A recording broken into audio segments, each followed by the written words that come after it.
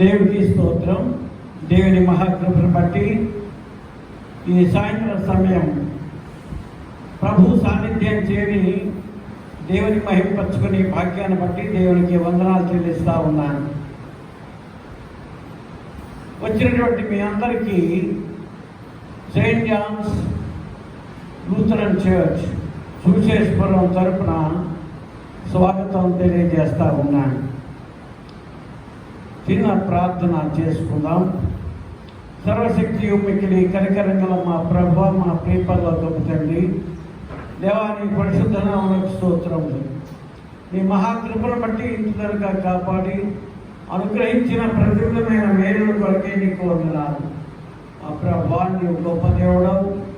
నీ కాపుదల కొరకును నీ నామం పేరిట అనుగ్రహించున్న ప్రతికూలమైన మేలు కొరకును నీకు వందనాలు చెల్లించుకుంటూ ఉన్నాను. ఇదిగో మా తండ్రి, ఈ సాయంత్రపు ఆరాధనను మీరు ఆశీర్వదించండి. నీ కృపలో కూడి వచ్చినటువంటి ప్రతి ఒక్కరిని మా ప్రభు దయతో దర్శించండి. వాక్య పరిచర్య చేయనై ఉన్నటువంటి నీ దీన దాసురాలిపై నీ పరిశుద్ధాత్మను మెండుగా అనుగ్రహించి మా ప్రభు నిన్ను మహింపతో సాధనంగా హెచ్చించి మీరే మహింపొందమని అడుగుతూ ఉన్నాం. మా తండ్రి, కీర్తనలతోనూ వాక్యంతోనూ ప్రార్థనతోనూ నేను మహింపరచుకొచ్చు ఉండగా సమస్త విషయాల్లో మీ నడిపింపు అనుగ్రహించమని యేసునామమున అడిగి వేడుకొంచున్నాము తండ్రి, ఆమేన్. అందరం కలిసి మొదటి కీర్తన, ఆంధ్ర క్రైస్తవ కీర్తనల పుస్తకం నుండి మొదటి కీర్తన, అన్ని కాలములో ఉన్న యెహోవా అనే కీర్తన పాడుకుంట ద్వారా దేవుని మహింపరచుకుంటాం.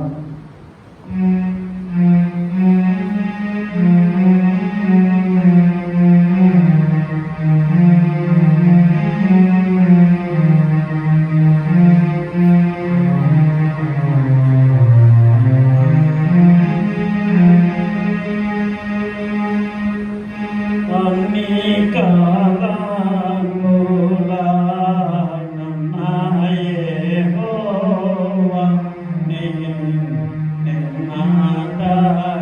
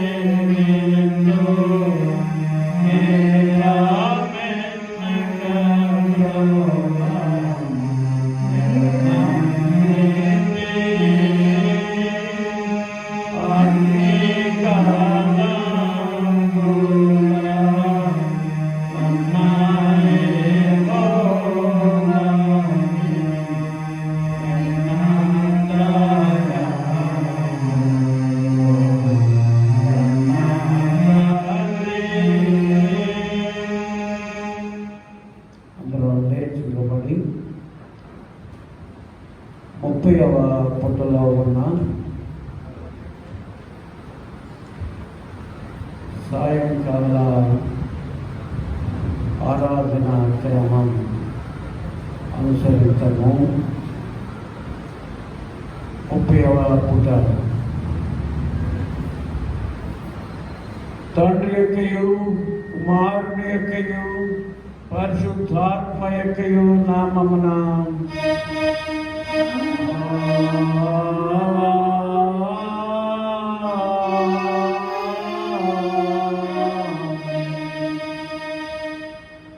ఓ ప్రభువా, నా పెదవులను తెరువుము.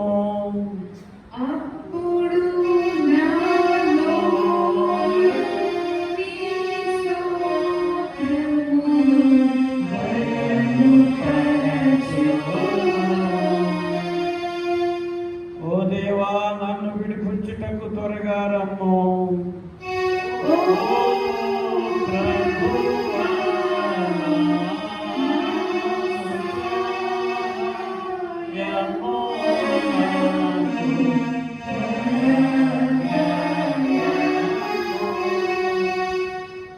తండ్రికిని కుమారుడికిని పరిశుద్ధాత్మకును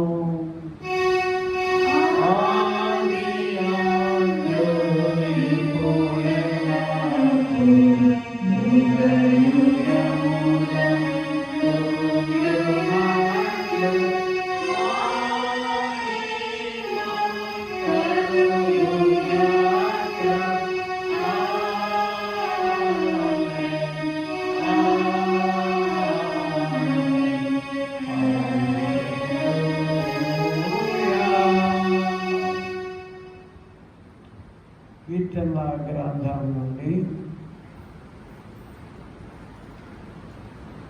దావీదు భక్తులు రాసిన కీర్తనలు. 20వ దావీదు కీర్తన ఉత్తర ప్రత్యుత్తర రీతిగా చదువుకుందాం. 20వ దావీదు కీర్తన ఉత్తర ప్రత్యుత్తర రీతిగా చదువుకుందాం. ఆపత్కాలమందు యెహోవా నీకు ఉత్తరమిచ్చును గాక. యాకోబు దేవుని నామము నిన్ను ఉద్ధరించును గాక. పరిశుద్ధ స్థలంలో నుండి ఆయన నీకు సహాయం చేయును గాక. సియోనులో నుండి నిన్ను ఆదుకొనును గాక. ఆయన నీ నైవేద్యములన్నిటినీ జ్ఞాపకం చేసుకొనును గాక. నీ దహన బలులను అంగీకరించును గాక. నీ కోరికను సిద్ధింపచేసి నీ ఆలోచన యావత్తును సఫలపరచును గాక. యెహోవా, నీ రక్షణను బట్టి మేము జయోత్సాహము చేయుచున్నాము. మా దేవుని నామమును బట్టి మా ధ్వజము ఎత్తుచున్నాము. మీ ప్రార్థనలన్నీ యెహోవా సఫలపరచును గాక. యెహోవా తన అభిషేక్తుని రక్షించునని నాకు ఇప్పుడు తెలియను. రక్షణార్థమైన తన రక్షణ హస్తమును చూపు. తన పరిశుద్ధాకాశంలో నుండి అతనికి ఉత్తరించు. కొందరు రథములను బట్టి కొందరు గుర్రములను బట్టి అతిశయపడుదురు. మనమైతే మన దేవుడైన యెహోవా నామమును బట్టి అతిశయపడుదము. వారు కృంగి నేల మీద పడి ఉన్నారు. మనం లేచి చక్కగా నిలుచుచున్నాము. యెహోవా రక్షించుము. మేము మొదలుపెట్టినప్పుడు రాజు మాకు ఉత్తరమిచ్చును గాక.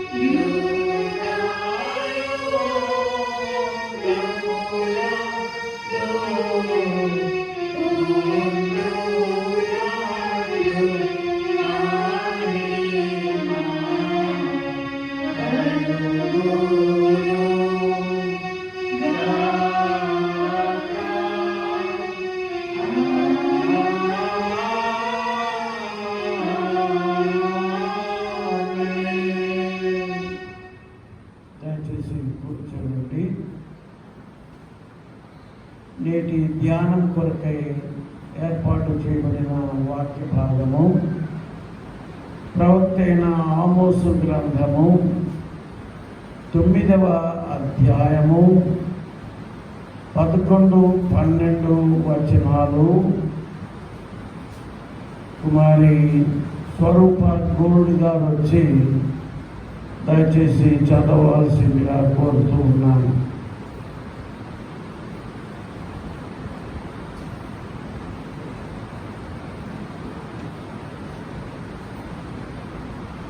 సాయంకాల ప్రార్థన కొరకే ఏర్పాటు చేయబడిన వాక్యభాగము ఆమోసు గ్రంథము 9వ అధ్యాయము 11-12 వచనాలు ఈ విధముగా వ్రాయబడి ఉన్నది.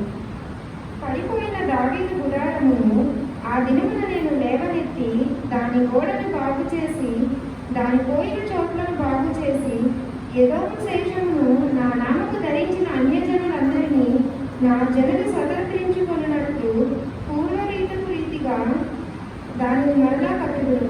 ఇలాగ జరిగించు యెహోవా వాక్కు ఇదే. ఈ వాక్యం ఉండబడింది.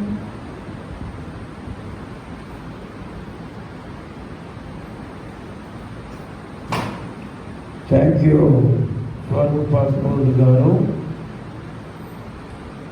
ఓ ప్రభువా మమ్మల్ని కనికరింపుము. దేవునికి స్తోత్రము కలుగునుగాక. కీర్తన పాల్గొందాం.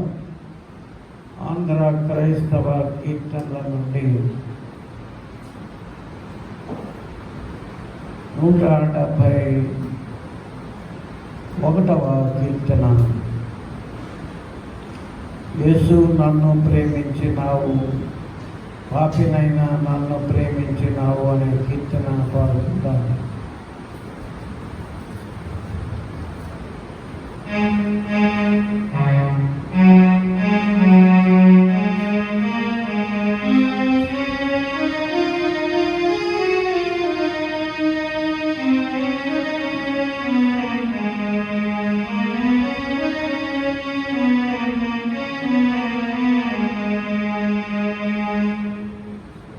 యేసు నన్ను ప్రేమించినావు, పాపినైనా నన్ను ప్రేమించినావు.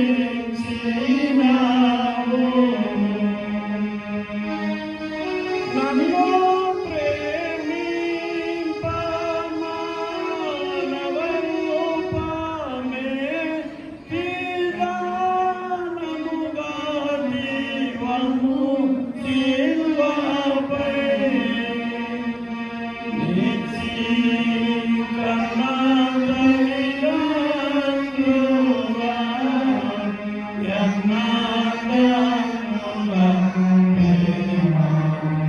ప్రేమ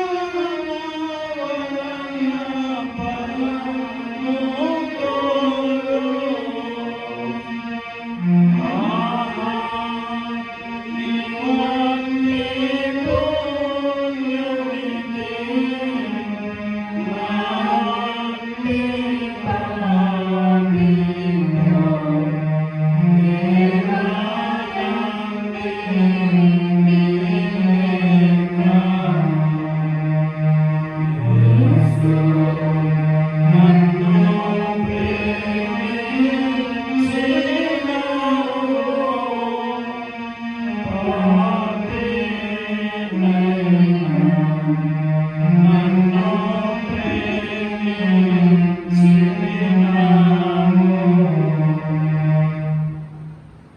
తండ్రి నా దేవుని నుండి ప్రభు అయిన యేసుక్రీస్తు నుండి కృపయు సమాధానం మీకు కలుగునుగాక. ఆమేన్. దయచేసి కూర్చోండి. ఈరోజు మనకి వాక్య పరిచర్య చేయడం మన సంఘ బిడ్డ డాక్టర్ మిసెస్ కె సరిత గారు ఏర్పాటు చేపట్టారు. వారు వైద్య వృత్తిలోనే కాకుండా వాక్య పరిచర్యలో కూడా అనేక చోట్ల దేవుని మహిమార్థమైన గొప్ప సాధనంగా వాడబడతా ఉన్నారని చెప్పడానికి నేను చాలా సంతోషిస్తూ ఉన్నాను. అనేక చోట్ల మరి సీజనల్గా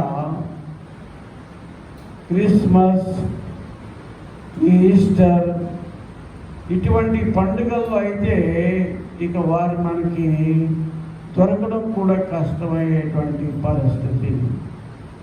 ఎందుకు ఈ మాటలు చెప్తున్నాను అని అంటే, మన సంఘ బిడ్డగా మనం దేవుని మహిమపరచవలసినటువంటి పరిస్థితి. అంత మాత్రమే కాదు, ప్రతి ఒక్కరూ కూడా తనని ప్రోత్సహించాలని నేను ఈ మాటలు తెలియజేస్తా ఉన్నాను. గమనించండి, ఈరోజు దైవవాక్యం చెప్పడానికి గాను ప్రభు వారిని ఎన్నుకున్నారు. మరి వారు దయతో ముందుకు వచ్చి దేవుని యొక్క వాక్యాన్ని అందించవలసిందిగా కోరుతూ ఉన్నాను.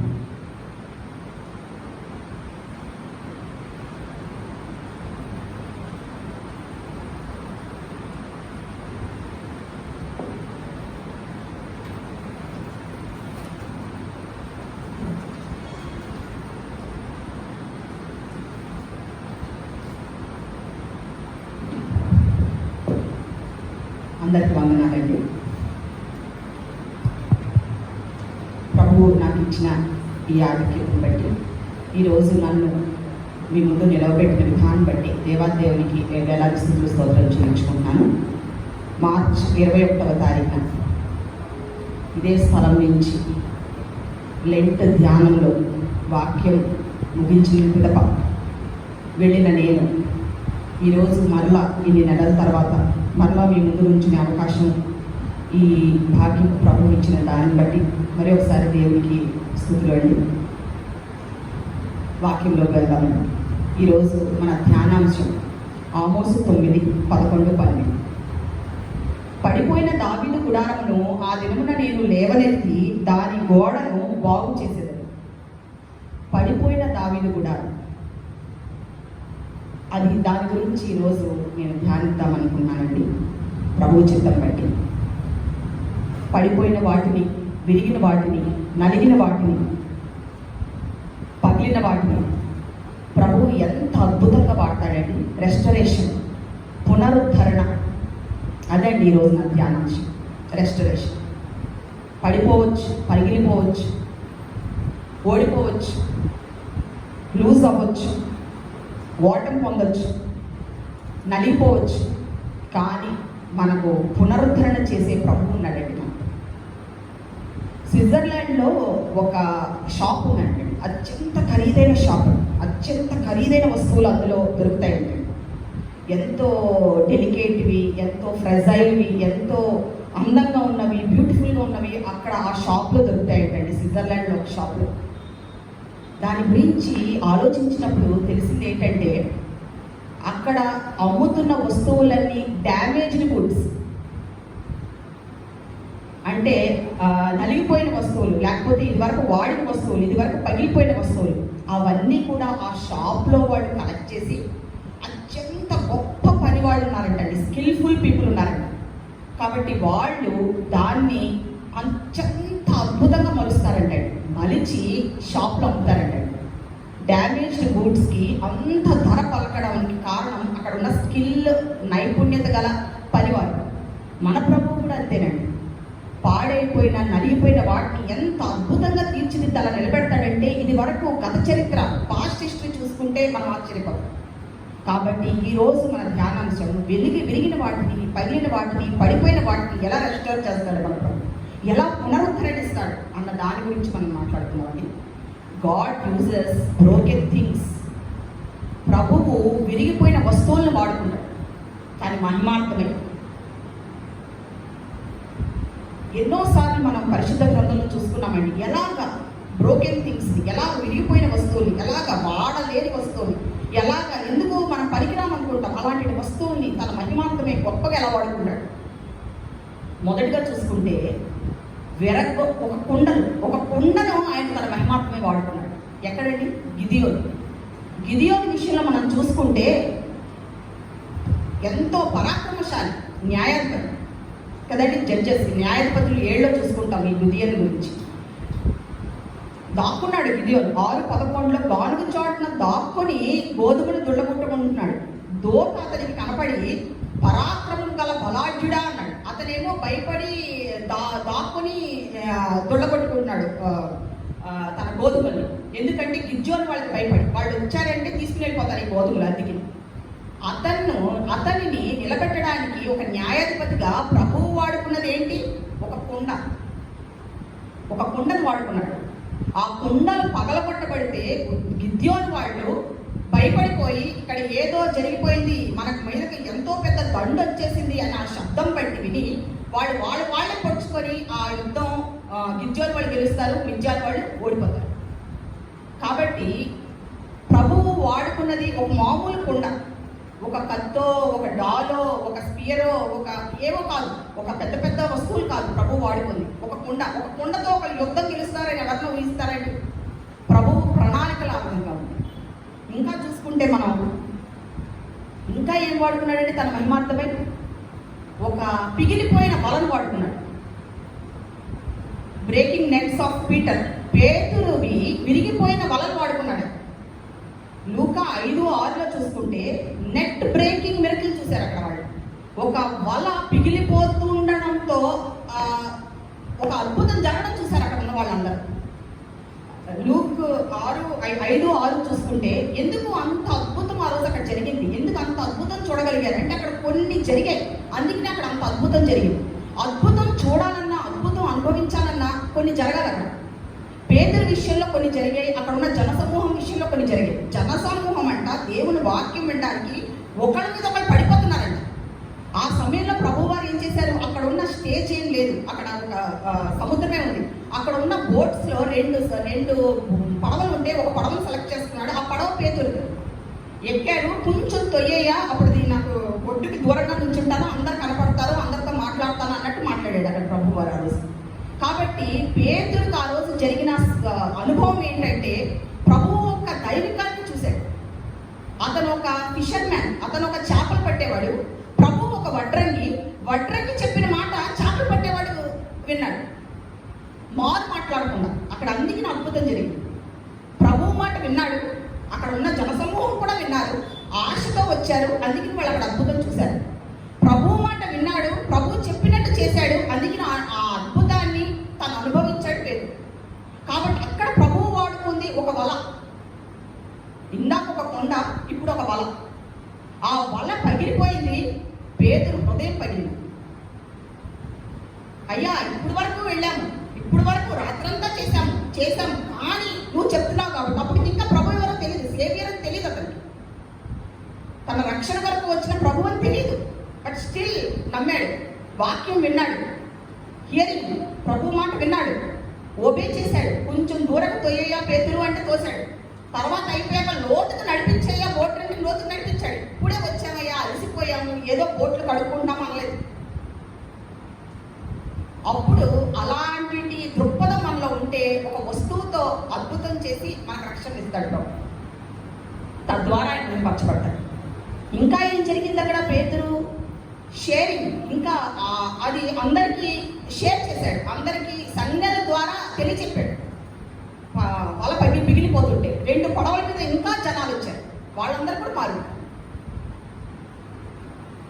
సో ఆ రోజు వాళ్ళకుంది నిరాశ, నిస్సత్వ, వేదన, ఓటమి. కాబట్టి మన జీవితంలో జీవితపు ఓటమి అంతం కాదు, మనకి ఒక అద్భుతానికి ఆరంభం. అది మనం తెలుసుకుంటే ఆ నిరాశ ఓటమిని మనం హృదయానికి తలకి ఎక్కించుకోం. మనం ప్రభు తట్టే చూస్తాం. హోప్లెస్ సిచ్యుయేషన్లో హోప్ ఆయన, లైఫ్లెస్ సిచ్యుయేషన్లో లైఫ్ ఆయన జీవం మనకి. కాబట్టి ఒక వలను వాడుకున్నాడు. ఈ యూజెస్ బ్రోకెన్ థింగ్స్, విరిగిపోయినవి, పగిలిపోయినవి వాడుకుంటాడు ఆయన మహిమాత్మ. ఇంకా ఏం జరిగింది? Breaking of little boys fishes and loaves. ఒక చిన్న బిడ్డ రొట్టె చేపలు విరిచి ఎంతమందికి పంచాడు? 5,000 మందికి ఒకసారి, 7,000 మందికి ఒకసారి పంచాడు. అక్కడ ఒక ఆహారాన్ని విరిచాడు, ప్రభువుని మహిమపరిచాడు, దేవాది దేవుని మహిమపరిచి అందరికీ పంచాడు. అది అందరికీ సరిపోయాడు. ఈరోజు కూడా అంతే, ఆయన సత్యాన్ని మనం అలాగనే అందరికీ పంచాలి.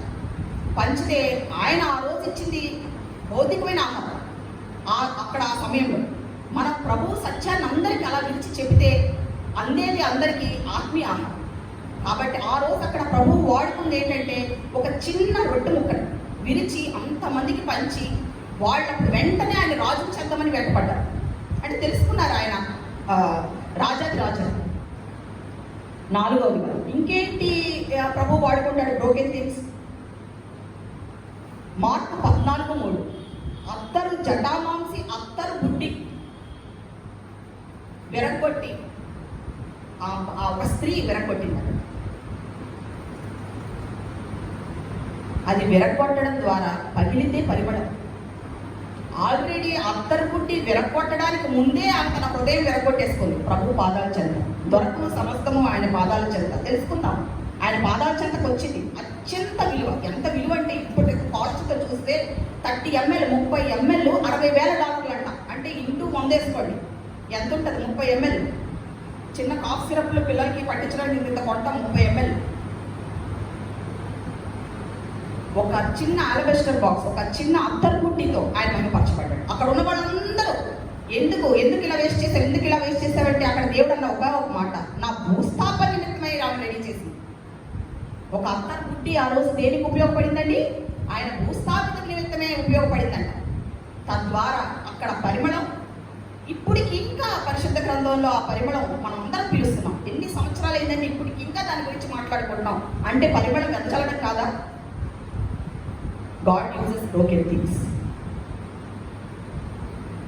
ఇంకా ఏం బ్రోకెన్ థింగ్స్ అండి? ఇంకా ఏం విరిగిపోయినవి మనం చూడొచ్చు. ఉదాహరణకి పరిశుద్ధ గ్రంథంలో బ్రోకెన్ షిప్, పగిలిపోయిన పడవ, పగిలిపోయిన పెద్ద పడవ, షిప్, నౌక అనాలి, పెద్ద నౌక. ఎందులో చూస్తామండి మనం? అపోస్తులు 27:9 చూసుకుంటే, 27:14 చూసుకుంటే అమరం బద్దలైపోసాగానంట. లాస్ట్ జర్నీ పౌలు గారిది. రోమ్ దగ్గరికి వెళ్ళాలి, కైసర్ దగ్గర నిలవబడాలి, ఇంకా అతనికి తీర్పిస్తారు అక్కడ. ఆ ప్రయాణంలో వెళ్తూ ఉంటే అక్కడ శతాధిపతి కూడా ఉన్నాడు, మిగిలిన సైనికులు కూడా, మిగిలిన కొంతమంది ప్రిజనర్స్ కూడా ఉన్నారు, ఖైదీలు కూడా ఉన్నారు. వీళ్ళందరూ బయలుదేరారు ఆ నౌకలో. అంతేనండి, అపోస్తుల్లో నౌకలో బయలుదేరి వెళ్తూ ఉంటే సైక్లోన్, స్టామ్, తుఫాన్లో చిక్కుకుంది. ఇంకా వెళ్తూ ఉంది. ఇంకా వాళ్ళు ఉన్న పడవలో ఉన్నవన్నీ పడేయడం మొదలెట్టారు. అమరం బద్దలైపోసాగిందంట. ఇంకా అందరూ చనిపోతామని ఫిక్స్ అయిపోయారు. అలాంటి షిప్ని, అలాంటి ఒక నౌకను ప్రభువు ఎలా వాడుకున్నాడంటే తన మహిమార్థమై అద్భుతమైన ఒక దేవుని మర్మం అందులో దాగుంది. షిప్ మన స్టామ్స్లో, మన జీవితపు తుఫాన్లో అక్కడ వెంటనే వాళ్ళు ఏం చేశారు తెలుసా అండి? అక్కడ అమరం బద్దలైపోతుందేమో అనుకున్నప్పుడు 27:9 ఉంటుంది. తర్వాత చూడండి అమ్మా, 4 లంగర్లు వేశారంట. 4 లంగర్లు, 4 యాంకర్స్. సో స్టామ్స్ ఆఫ్ లైఫ్లో, నీ జీవితంలో సమస్యలు, తుఫాను చెలరేగినప్పుడు, నువ్వు నీ ఓడ బద్దలైపోతుంది అనుకుంటున్నప్పుడు ఆ ఓడను చూపించి ప్రభు ఏం చెప్పాడంటే 4 లంగర్లు వేయమ్మా నీ జీవితంలో అని చెప్పాడు. 4 లంగర్లు వేయాలి. ఏంటంటే ప్రభు ప్రెజెన్స్ని, ప్రభు పరిశుద్ధాత్మని తెలుసుకోవడం, ప్రభు మన దగ్గరే ఉన్నాడని అనుకోవడం. ఎందుకంటే అక్కడ పౌలు చెప్తాడు, రాత్రి దూత నాకు కనపడింది, మీరులో ఎవ్వరు చనిపోరు, అందరూ రోము చేరుకుంటారని చెప్పింది. అంటే నువ్వు నమ్ము దేవుని మాటను, ప్రామిస్, ఆయన వాగ్దానాన్ని నమ్ము, ఆయన ప్రెజెన్స్, ఆయన నీతోనే ఉన్నాడు, నీతో మాట్లాడుతున్నాడని ఫీల్ అవ్వు. అది చెప్తుంది ఒక లంగర్.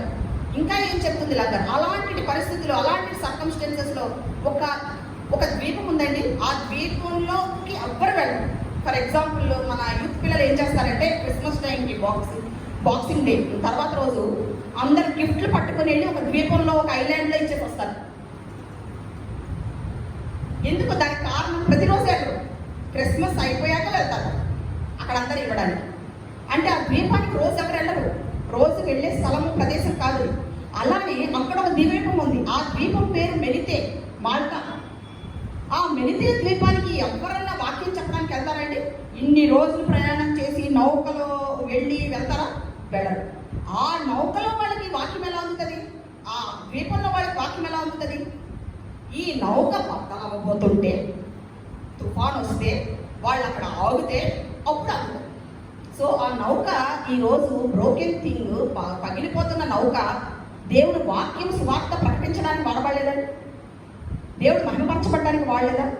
ఆ ద్వీపం, ఆ మెలితేది చూసుకుంటే 28 ఫస్ట్ పేర అంతా కూడా వాళ్ళు ఫస్ట్ అతను ఏమైపోతాడో, ఎందుకంటే ఆ టైంలో అతను పాము చుట్టుకుంటుంది పౌలికి. తర్వాత ఎంత అద్భుతంగా అక్కడ ఉన్న వాళ్ళ మీద చేతి నుంచి ప్రార్థన చేస్తాడు.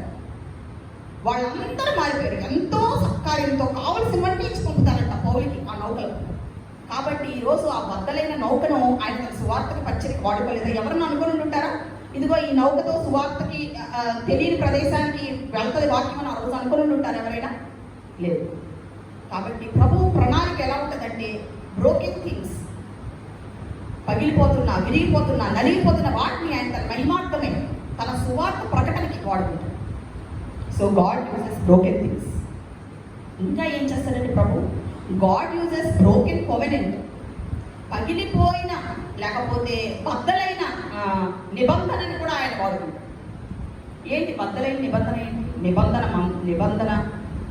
ద్వితీయోపదేశ కాండం 9 చూసుకుంటే 15 నుంచి 17 వరకు, ఆ రోజు, ఆ దినం ఒక దుర్దినం, ఒక ట్రాజిక్ డే.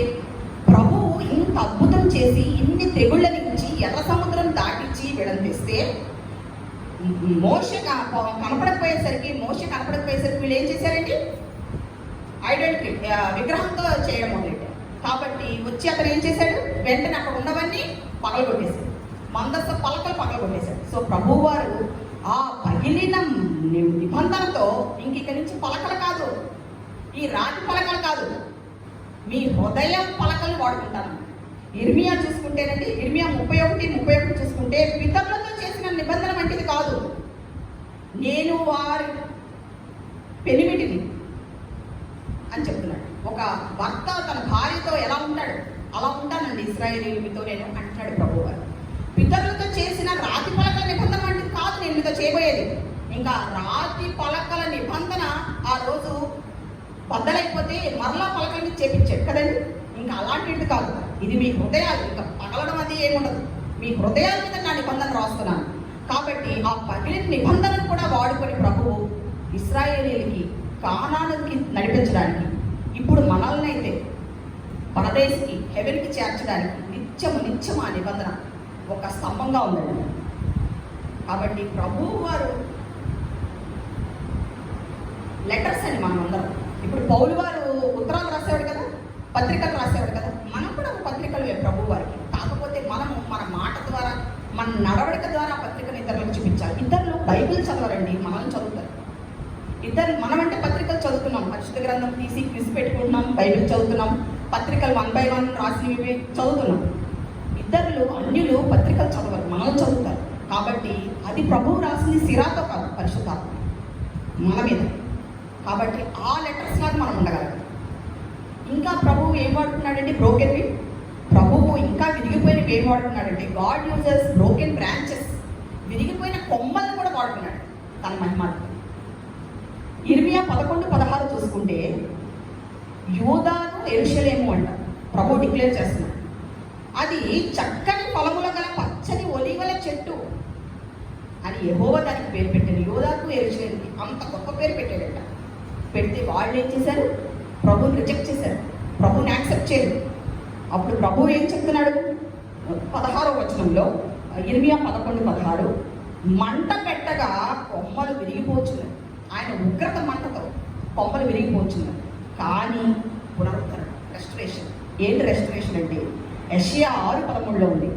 వృక్షము నరకబడిన తర్వాత మిగిలి ఉండేదేంటి? మొద్దు కదండి, స్టంప్. అట్టి మొద్దు నుండి పరిశుద్ధమైన చిగురు, అది రెస్టరేషన్. సో విరిగిపోయిన బ్రాంచెస్, కొమ్మలని విరిగిపోయినా సరే ఆ మిగిలిన చిన్న దాంతో పునరుద్ధరణ జరుగుతుంది. దాని నుంచి మన ప్రభువారు, దావీదు సంతతి నుంచి మన ప్రభువారు వంశావళి నుంచి వస్తారు, మనకు రక్షణ దయచేస్తారు. కాబట్టి ప్రభువు ఏం వాడుతున్నారు? బ్రోకెన్ బ్రాంచెస్ కూడా చూపించాడు. విరిగిపోయిన ఒక చెట్టు వృక్షం యొక్క కొమ్మలు కూడా చూపించి తను ఎలాగ మహిమపరచబడతాడో, తద్వారా మనకు రక్షణ ఎలా వస్తుందో చూపించాడు. ఆ విరిగిపోయిన కొమ్మలు, ఆ మిగిలి ఉన్న మొద్దు దేనికి సాదృశ్యమని రోమా 11:17 చూసుకుంటే పౌలు ఎంతో హంబుల్గా, ఎంతో వినయంగా చెప్తాడు ఆ విషయం. ఎందుకంటే రక్షణ అందరికీ రావడం కోసం కొమ్మలు విరిగిపోయాయి. కొమ్మలు విరిగాయి. అన్యుడికి కూడా తెలుసుకునే వరకు సమయం ఇశ్రాయేలీలు ఒప్పుకోరు. రక్షణ అందరికీ వచ్చేసేసాక అప్పుడు ఒక్క నిమిషాలు మారిపోతారు ఇశ్రాయేలు. అంటే రక్షణ ప్రపంచం అంతటికి వస్తుంది. కాబట్టి ఆ విషయం పౌలు తెలియజేశాడు. విరిగిన కొమ్మల వెనకాల ఉన్న మర్మం అదనమాట. కాబట్టి గాడ్ యూజెస్ బ్రోకెన్ బ్రాంచెస్. ఇంకా ప్రభు వారు ఏం వాడుకుంటారండి? చివరిగా గాడ్ యూజెస్ బ్రోకెన్ పీపుల్. విరిగిపోయిన మనుషులు, నలిగిపోయిన మనుషులు, ఓడిపోయిన మనుషులు. ఈ లోకం ఇచ్చే బిరుదు ఓడిపోయిన మనుషులు. లోకం చెప్తుంది ఓడిపోయారు, ప్రభు చెప్పట్లేదు. అలాంటి వాళ్ళు కూడా ప్రభు వాడుకొని వాళ్ళకి రక్షణ, వాళ్ళ ద్వారా వాళ్ళు ఇతరులకి దీవెనకరంగా ఎలా మలిచాడచ్చు. యాకోబు ఎలాంటి బ్రోకెన్ పర్సన్ అండి? అన్ని చిత్తులు మారి, అబద్ధికుడు, మోసగాడు, ఇంకా ఏమేమి పెట్టాలో అవన్నీ పెట్టాలి కదా. అలాంటి వాడిని మరి ఏమంటారు? నిక్కచ్చి మనిషి అంటారా? కాదు, బ్రోకెన్ మనిషి. మోరల్స్ లేవు. ప్రతి ఒక్కరిని మోసం చేయడమే. అన్నని, తండ్రిని, మాంగారిని, ప్రతి ఒక్కరిని మోసమే. అతన్ని ప్రభు ఎలా వాడుకున్నాడు? ఒక దేశానికి ఆయన పేరు పెట్టేశాడు, ఇశ్రాయేల్. Jacob is Israel. ఇశ్రాయేల్ అంటే అతని పేరు. ఆ దేశానికి, ఆ ప్రదేశానికి అతని పేరు పెట్టేశాడు. అలాగ మలిచాడు. ఎలాగో ఎంత అద్భుతం. చివరికి వచ్చేసరికి ఏమని చెప్తున్నాడు? రాజు ముందు, కొడుకు యోసేపు దగ్గరికి వెళ్ళినప్పుడు రాజు ముందు ఏమని చెప్తున్నాడు? ఫరో ముందు, నా యాత్ర, ప్రభువులో నా యాత్ర ముగిసిందంటాడు. అంటే తను నడిచినదంతా కూడా తర్వాత మారుమనసు పొందాక అది యాత్ర, దేవుని దగ్గరికి, పరలోకానికి వెళ్ళే ఒక రోడ్డు, ఒక జర్నీ, ఒక ప్రయాణంగానే చిత్రీకరించాడు. యాకోబు ఒక బ్రోకెన్ పర్సన్. ప్రభువు అంత అద్భుతంగా ఆ టైంలో ఉన్న వాళ్ళైతే ఏమనేవాళ్ళు? యాకోబు వచ్చేసి మోసగాడండి, అస్సలు తనకి అసలు మాట మీద నిలబడ్డు, ఇవన్నీ అనుకుంటారు. ఎలాగ దేవుడు అతన్ని తయారు చేసి తద్వారా ఒక ఇశ్రాయేల్ దేశాన్ని నిలబెట్టాడు అతని పేరు మీద. ఇంకా చూసుకుంటేనండి, ఇంకా విరిగిపోయిన మనుషులు చూసుకుంటే 9వ న్యాయాధిపతి ఎవరండి? 9వ న్యాయాధిపతి యెఫ్తా. ఒక అవమానానికి, సిగ్గుకి చిరునామా. ఆ తర్వాత న్యాయాధిపతి అయ్యాడండి. ప్రభు చేశాడు. ఒక వేశ్య కుమారుడు,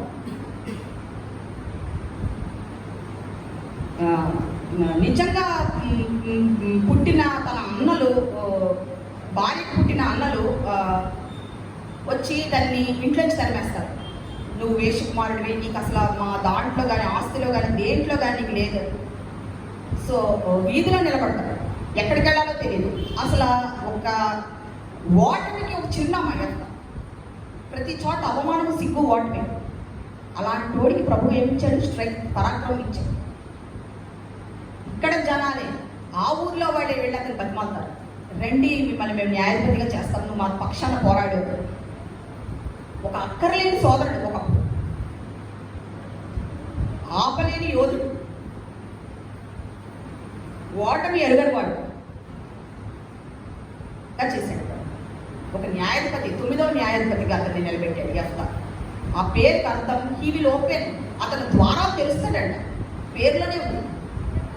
కాబట్టి ఇశ్రాయేలుకి ద్వారం తెరిచాడు. ఆ ఎనిమీస్ని, ఆ శత్రువుల్ని మట్టుపెట్టాడు. ఒక న్యాయాధిపతిగా ఒక వెలుగు వెలిగాడు. 9వ న్యాయాధిపతి.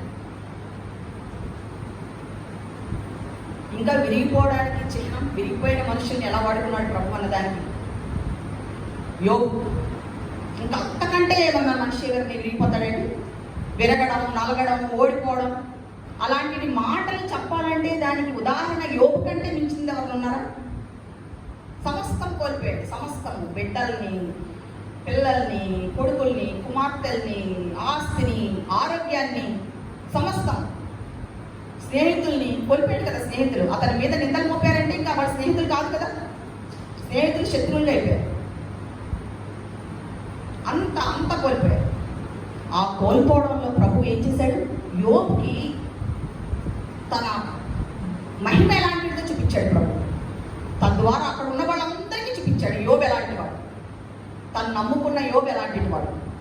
అంత అద్భుతం, అంత బ్రోకెన్ ఒక పర్సన్ని, ఒక విరిగిపోయిన మనిషిని అంత తన మహిమార్థమై వాడుకొని, అది ఒక ఇప్పటికీ ఇన్ని సంవత్సరాలు గడిచిన యోబు దేనికి చిహ్నం? పర్సెవరెన్స్, ఒక ఓర్పుకి, సహనానికి, నిబద్ధతకి. ఎలాంటి పరిస్థితుల్లో అయినా ప్రభువు దగ్గర నుంచి చూపు తిప్పుకోకూడదన్న దానికి సాదృశ్యంగా చేశాడు. సొలొమోను జ్ఞానవంతుడు, ఎంతో విజ్డమ్ ప్రవహించాడు. కానీ యోబు చదువుతున్నప్పుడు కూడా మనకు ఒకటి అర్థమవుతుంది, యోబు కూడా తక్కువ కాదు.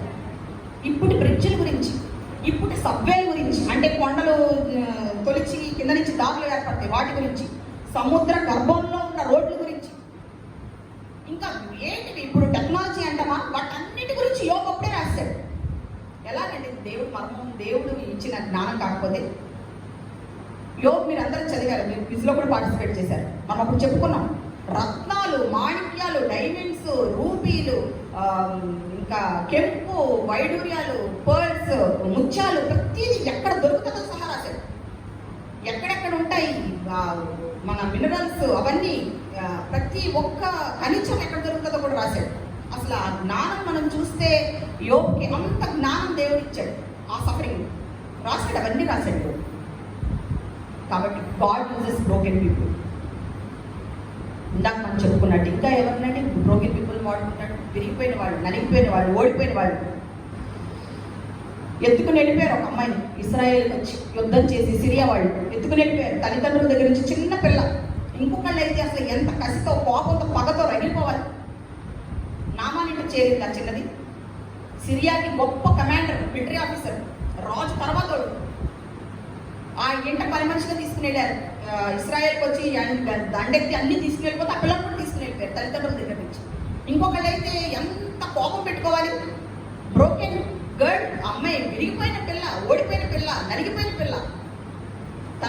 తన యజమానురాలకు చెప్పింది, అయ్యగారికి కుష్టి ఉందండి, మా దేశంలో ఒక ఆయన ఉన్నారండి, దైవజనుడు, బాగు చేస్తాడండి. ఇంకొకళ్ళు అయితే ఆ బిట్టర్నెస్ బాగైంది. కుష్టి వ్యాధ అని అనుకోలేదు అమ్మాయి. ఎందుకు అనుకోలేదంటే దేవుని బిడ్డ. యజమానురాలకు చెప్పింది, యజమానురాలు తన భర్తకి చెప్పింది. తర్వాత అంతా హిస్టరీ, ఎంత మిరకిల్, తర్వాత అంత అద్భుతం. పేజీలు పేజీలు రాశారు నామాల గురించి. తర్వాత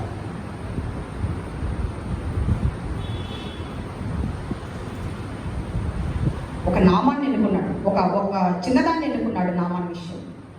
ఏంటి? సిరియా మారడానికి చిన్నది. సిరియా దేశం మారిపోయింది. నామాను వచ్చి ఎలీషా దగ్గరికి వచ్చి అడిగితే బాగు చేయమని ఎలీషా బయటికి కూడా రాకుండా వెళ్ళి యోర్దాను నదిలో 7 సార్లు మునమన్నాడు. అంటే మా ఊర్లో లేవా అయ్యా, మా దేశంలో లేవా, ఇంతకంటే గొప్ప గొప్ప నదులు ఉన్నాయి, మీ ఊర్లో నదిలో మునగడం ఏంటి అని ఫస్ట్ గర్వం చూపించాడు. కానీ తర్వాత తెలుసుకున్నాడు, తర్వాత మాట విన్నాడు, తర్వాత చేశాడు, తర్వాత మారు మనసు పొందాడు. ఎంత మారు మనసు పొందాడంటే, అయ్యా ఒక్క మాట ఎలీషా గారు, ఒక్క మాట, నేను కింగ్ తర్వాత కింగ్ అంతటి వాడిని. మా దేశంలో ఆలయానికి వెళ్తే రాజు నా మీద ఆనుకొని మొక్కుకుంటాడు. మరి అలాంటి టైంలో నేను గుళ్ళోకి వెళ్ళొచ్చా, దానికి వెళ్ళొచ్చా, నీళ్ళు గుళ్ళోకి వెళ్ళొచ్చా అయ్యా అని అడిగే అంత ఎత్తుకి ఒక్క నిమిషంలో మారిపోయిన పర్సన్. వెళ్ళిపోయిన తర్వాత చిత్రకారులు చెప్తారు, పెద్ద మాస్టర్ అయిపోయాడు.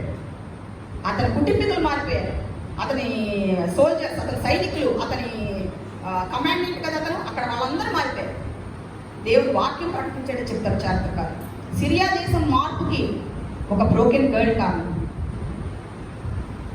కాబట్టి ప్రభువు ఎవరిని, ఎక్కడ, ఎలాగా తెలియని దేశంలో ఆ అమ్మాయి చూపించింది ప్రభు అంటే. దానిలో తెలియని దేశంలో బబులోని తీసుకుని వెళ్ళిపోతుంది. ఇక్కడికి వచ్చేసానా, వీళ్ళు బాబు కోసం నేను ఎందుకు ఉండాలి, వీళ్ళ కోసం ఎందుకు ఉండాలి, నా దేశం వదిలేసి తీసుకొచ్చేసారు అని అన్నది లేదు. ప్రభువునే చూశాడు, ప్రభువునే మహిమపరిచాడు, ప్రభువునే చూపెట్టాడు అందరికి.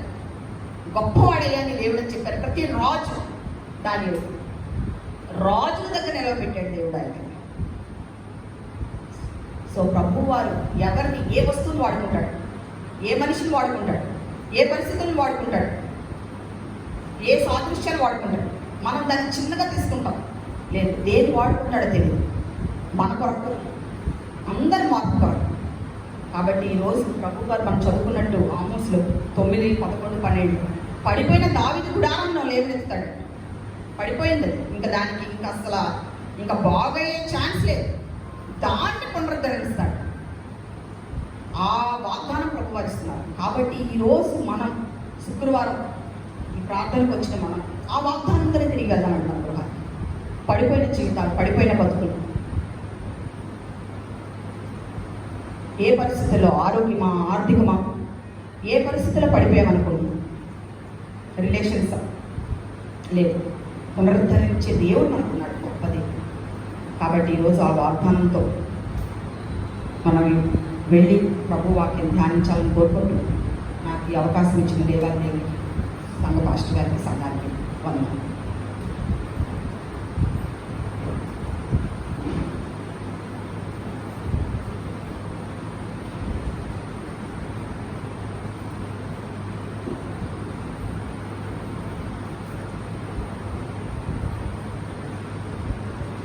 దేవునికి స్తోత్రం.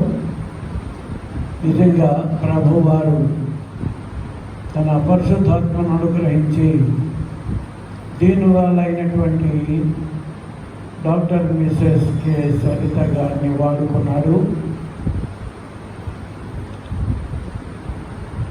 God uses the broken things.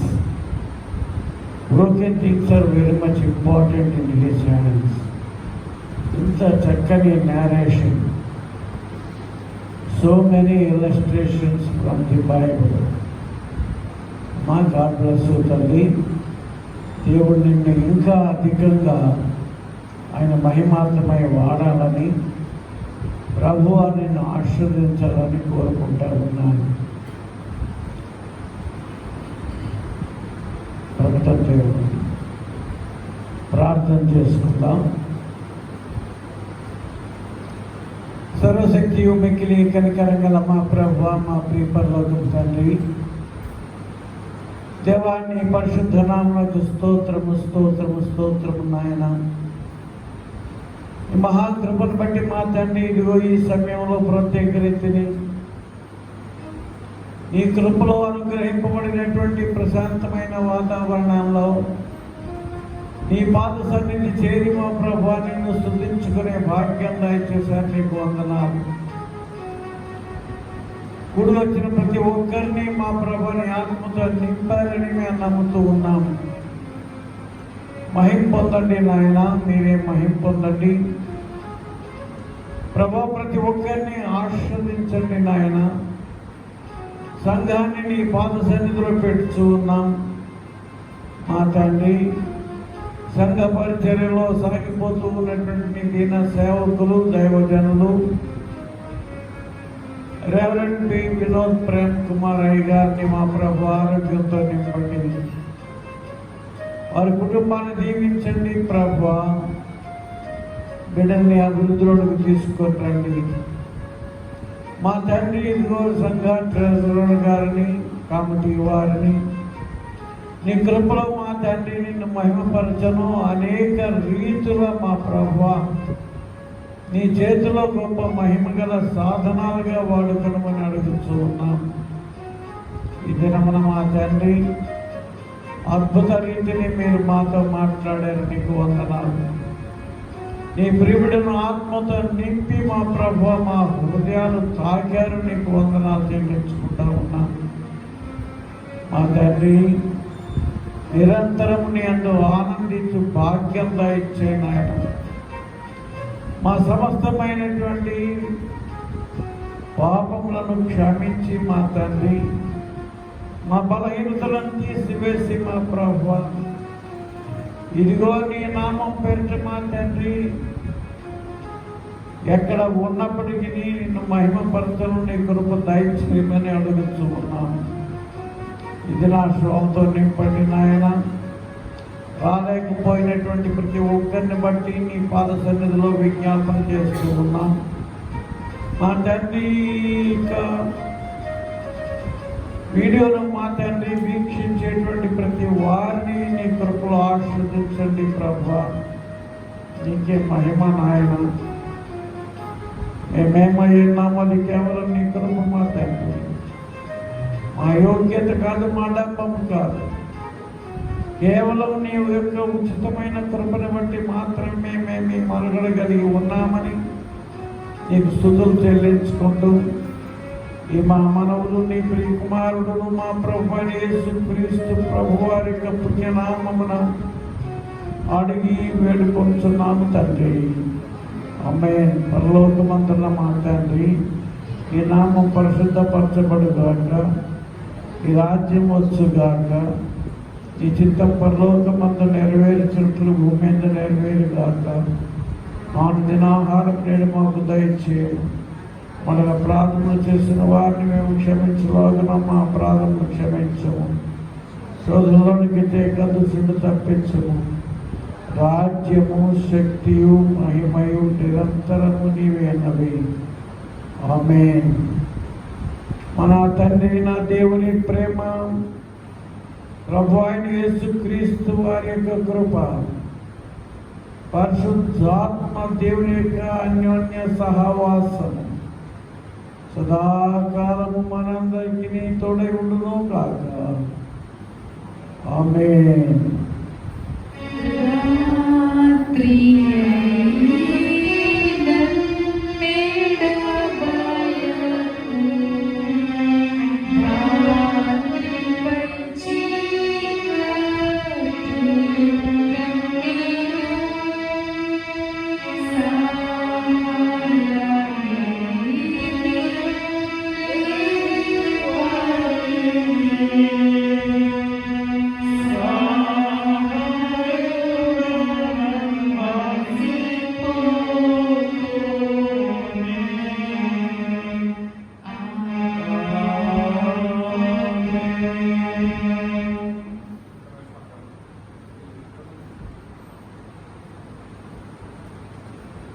దేవాదేవునికి వందనాలండి. మరి ఈ ఆదివారం ఉదయం 9 గంటలకి యథావిధిగా మన ఆరాధన జరుగుతుందండి. గమనించాల్సింది ఏంటంటే ఆరాధన అనంతరము పురుషులకు క్విజ్, ఓవరాల్ బైబిల్ మీద జనరల్ క్విజ్ జరుగుతుందండి. మరి ప్రతి ఒక్కరు ఈ క్విజ్లో పాల్గొనాల్సిందిగా కోరుచున్నాం. మరి మనకి ఆ పురుషుల క్విజ్ కండక్ట్ చేసేది మన పృథ్వీరాజ్ అయ్యారండి. సో అందరూ బాగా ప్రిపేర్ అయ్యి పార్టిసిపేట్ చేయాల్సిందిగా కోరుచున్నాం. Thank you. మా senior citizens of the church దయచేసి గమనించండి. 60+ వాళ్ళందరికీ క్విజ్ చాలా సింపుల్గా ఉంటుంది. ఏమీ ఇబ్బంది పడనవసరం లేదు. ధైర్యంగా దేవుని మహిమపరచండి. Thank you all. Good night.